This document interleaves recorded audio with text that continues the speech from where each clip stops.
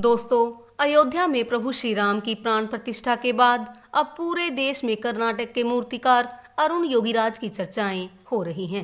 अरुण योगीराज ने जिस मूर्ति को तराशा है उसे 22 जनवरी 2024 को अयोध्या के राम मंदिर में स्थापित किया गया। अरुण योगीराज ने कहा कि वह दुनिया का सबसे भाग्यशाली व्यक्ति मानता है अपने आप को।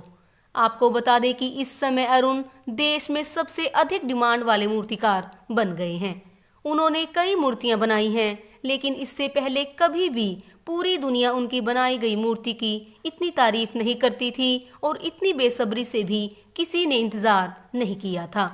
अरुण योगीराज ने एक इंटरव्यू के दौरान बताया कि उसे बहुत ही बड़ी जिम्मेदारी दी गई थी पिछले 7 महीनों से। वे दिन रात सिर्फ यही सोचते रहते थे कि देश को कैसे भगवान के दर्शन कराए जाएं। उन्होंने कहा कि सबसे पहले हमने 5 साल के बच्चों की जानकारी जुटाई और हमारा परिवार पिछले 300 सालों से मूर्ति तराशने का काम कर रहा है और वे 5वीं पीढ़ी हैं जिसने रामलला की इस मूर्ति को बनाया है। राम की कृपा से ही काम मिलते हैं, पूर्वजों का आदर्श है और इसके ही साथ उन्होंने कहा कि पिता ही मेरे गुरु हैं। 300 सालों में वे मूर्ति तराशने का काम कर रहे हैं और जब से मुझे रामलला की मूर्ति बनाने की जिम्मेदारी दी गई तो मैंने पिछले 7 महीने पूरी मेहनत और लगन के साथ इस पर काम किया और आज मेरी मेहनत सफल होने पर मैं अपने आप को देश का सबसे भाग्यशाली व्यक्ति महसूस कर रहा हूँ।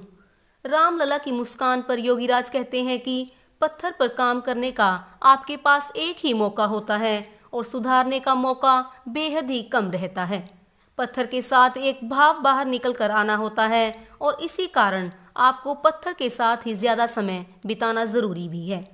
इसके लिए मैंने 1000 फोटो सेव करके रखी थी। बच्चों के बारे में जानकारी लेने के लिए उनके साथ ज्यादा वक्त बिताया और काम पर फोकस करने के लिए बाहरी दुनिया से भी अलग हो गया। अनुशासन बनाया और तय किया कि पत्थर के साथ ही ज्यादा समय देना है। बच्चों के चेहरों को दिमाग में रखना, समय समय पर बच्चों के साथ क्या क्या बदलाव होते हैं, इन सभी चीजों को दिमाग में रखना होता है।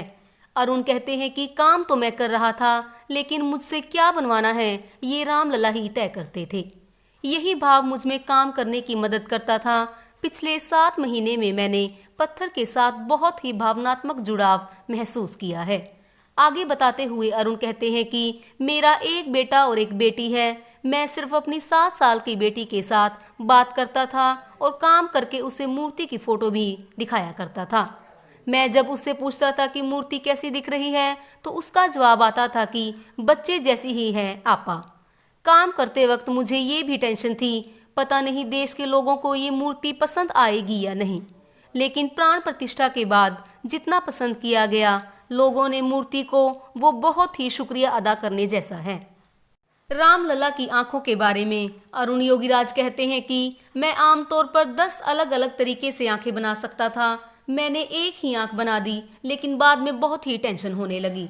अच्छा हुआ या फिर नहीं ये सोच रहा था और अपने दोस्तों से लगातार मूर्ति को लेकर बातचीत भी करता रहता था। लेकिन उन्होंने इस दौरान मुझे काफी प्रोत्साहित भी किया।